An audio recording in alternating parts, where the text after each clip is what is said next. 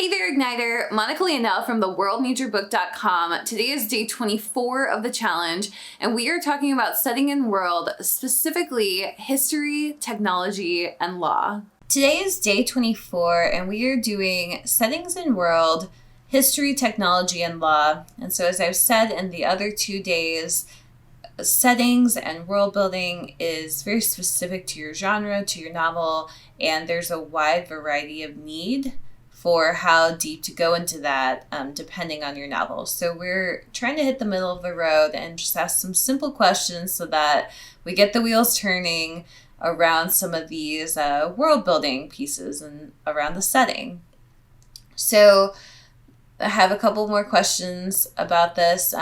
What systems are going to be important to your story? So, government, another large organization, military, church, a magical community, a school. This is going to be important, and you're going to need to know how that system works. And so this is stuff you can definitely do it as needed and write it as needed. So I tend to do that a bit more, where I kind of come up with the rules as I go, but definitely think about how are you going to track that type of stuff, because it's going to be important. What are the rules your character will need to know to survive in the communities?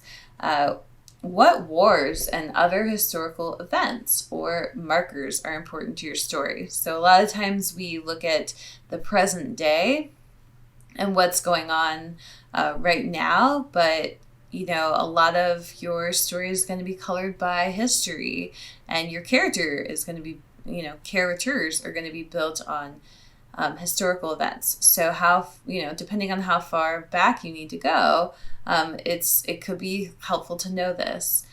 What is your character experience? So as you figure out those timelines of historical events and wars, then how does that shape your character's worldview? And then you can look at groups in your story as well. And you can look at the protagonist, the antagonist. You can look at any of your main characters.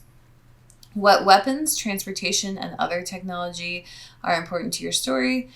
These typically play a huge role in war. So keep that in mind and make sure that it makes sense, and that that the science kind of matches up with the equipment, which matches up with the historical events. You just want to keep it all really aligned, especially if you're doing some deep work here. So this is still relevant if you're doing a small town romance. Maybe they have a county fair or something, or maybe the mayor has been the mayor for so many years and it was his dad before that. Even stuff like that is, that's still important to know, and that's still building your setting and building your world.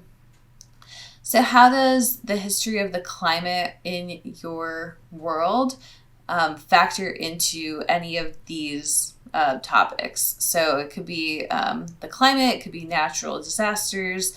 How does that change, any historical events, any wars? How does even the landscape of the terrain can be important to this?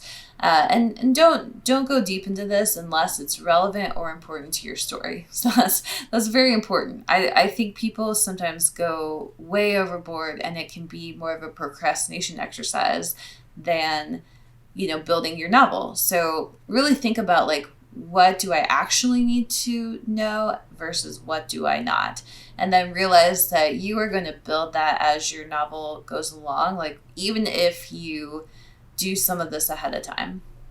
Thank you so much for watching and listening. And if you have a question, make sure you leave a comment in the comment section. I am happy to answer all of your questions, so please leave a comment. I would love to hear from you. Additionally, although we are already on day 24 of the challenge, there is still time to catch up. So definitely feel free to sign up for the challenge if you're interested in it. There are links in the description below. Hope that this has been helpful to you. Have a wonderful day.